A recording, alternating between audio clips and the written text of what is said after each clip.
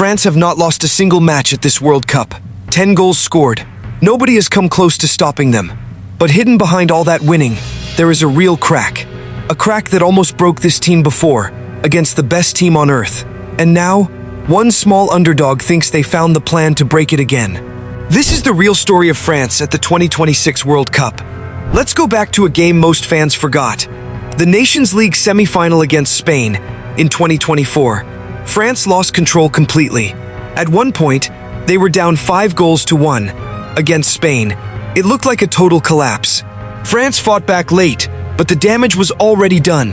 How did that happen to one of the best teams on the planet? Spain took over the middle of the pitch. Once France's midfield got beaten, everything else fell apart with it.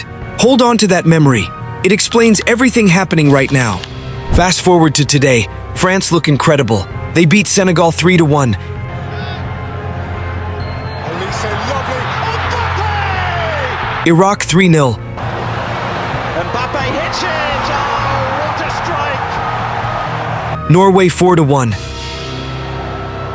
Then Sweden 3-0 in the next round. Sweet. Mbappe, so sweet. Ousmane Dembele, the current Ballon d'Or winner, scored 3 goals in one half against Norway. Kylian Mbappe already has 16 World Cup goals, tying an all-time record. Michael Olise has been unstoppable on the wing. It is easy to look at these scorelines and think France has no weaknesses left. But experts who study this team closely keep coming back to one worry: the middle of the pitch. France's midfield is solid. It is not on the same level as their attack or their defense. And Senegal, Iraq, Norway, and Sweden were simply not good enough to punish that gap. Now France face a very different kind of team.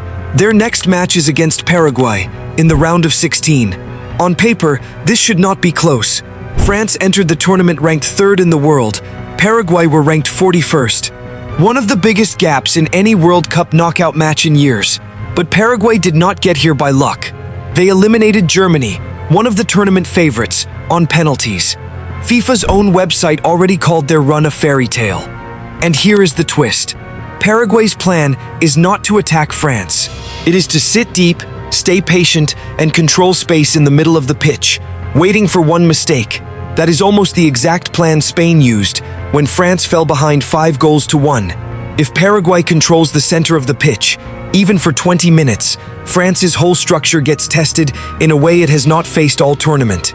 But here is something most previews are missing. Paraguay's plan comes with a serious cost of its own.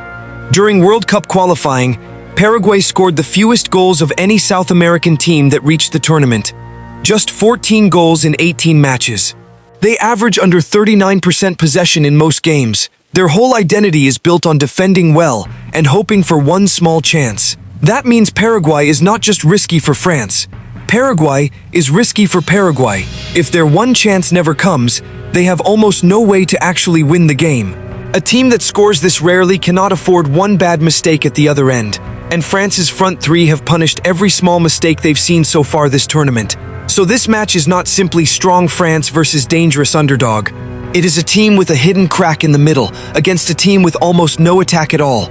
Whoever solves their own problem first will likely win the match. There is one more piece of history that makes this game even bigger. France and Paraguay have actually met before at a World Cup. In 1998, right here in France, these two teams played in the round of 16. Paraguay defended brilliantly that day. The match stayed scoreless deep into extra time. France finally won with a golden goal from Laurent Blanc in the 114th minute. That tournament ended with France lifting the trophy for the first time. Now, 28 years later, the same two nations meet again at the exact same stage of the competition. Paraguay have not been back to a World Cup since 2010. This is their first real chance at revenge in almost 30 years. There is also personal history riding on this match. Didier Deschamps has managed France since 2012. He is one of only 3 men ever to win the World Cup as both a player and a coach. He won it as captain in 1998, the same summer as that Paraguay match. He won it again as manager in 2018. In 2022, he reached the final again and lost to Argentina on penalties, despite Mbappe scoring a hat-trick. Deschamps has already confirmed this is his final tournament as coach. 14 years end here, one way or another. So here is where France truly stand right now. An attack that has looked unstoppable in every match so far. a midfield that already cracked once, against the best team in the world, and an opponent built specifically to attack that exact weakness. But that opponent has a weakness of its own. A team that barely scores goals cannot afford to make a single mistake against Mbappe, Dembele, and Olise. 28 years ago, France needed a golden goal in the 114th minute to get past Paraguay. It was one of the tightest knockout matches in their history. The question now is simple. Will history repeat itself? Or will France's midfield crack open at the worst possible moment, in front of the one team quietly hoping it does? Philadelphia is about to find out.